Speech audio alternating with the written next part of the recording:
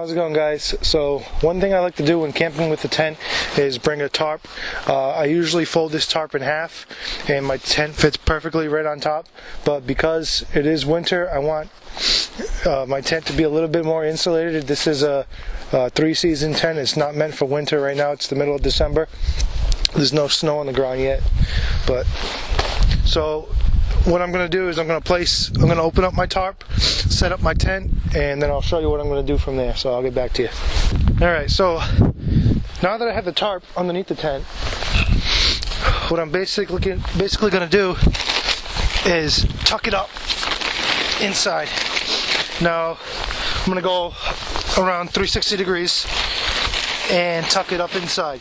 Now if for some reason it keeps slipping back down and falling out, all you can do is just get a stick, stake it into the ground, press it up against the tarp, and it'll keep it secure. Now the reason I do this is going to keep it more insulated on the inside, and actually after I'm done tucking this in all the way around, I have a bunch of leaves that I cleared out that were underneath my tent, so there wouldn't be any rocks or sticks underneath. So we got a bunch of leaves on the outside here. So what I'm going to do once I get the tarp tucked in all the way, I'm going to shove the leaves around the outside to insulate it even more. So the more insulated it is, basically the better. Now I do have a good sleep system, so I shouldn't have a problem, but this doesn't hurt. I'd rather be safe than sorry.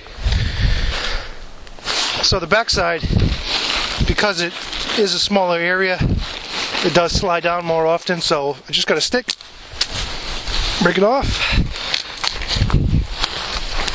stick it into the ground, and there you go, it'll hold it. Let me try this side.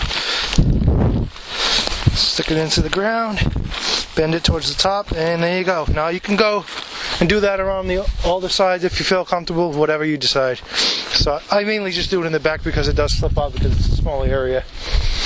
Alright, so now I have all the leaves that I cleared out. I'm not going to put any in the front. You can if you want, but it's my preference. I choose not to. Now these leaves are wet, but it's not going to affect me. I'm just using it as an insulating material. It's not going to be anywhere near my body or have any effect on my body. So I'm just going to basically seal off any little holes where the cold air can get in.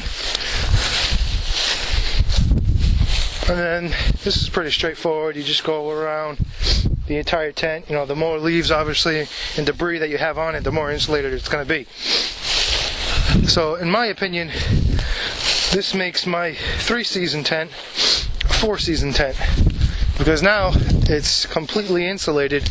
The main parts that you want to cover with the leaves are the sides where the poles come down, or where your stakes are, because as you can see, well, this one's tucked up inside. As you can see, I can't put it through here because the rainfly is tied down onto the pole here, so I can't tuck it inside. So the best I can do is that right there. And now I want to cover this area at least maybe a foot or more if you want, whatever you prefer, with leaves to make it more insulated, because this is the area that the draft is going to come through. So that's the main areas that you want to keep covered up. See, also right here too, as you can see, this airflow can get right inside there. So if you want, you can tie it shut. You kind of just wrap it up like that, and then cover this up to about here with leaves to keep it insulated.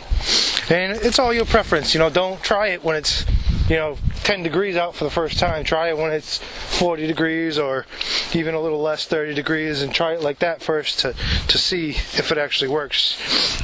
So everything is trial and error, and just get outside and experiment. And that's all I got for you guys. Hopefully it's a helpful tip. Thanks, guys.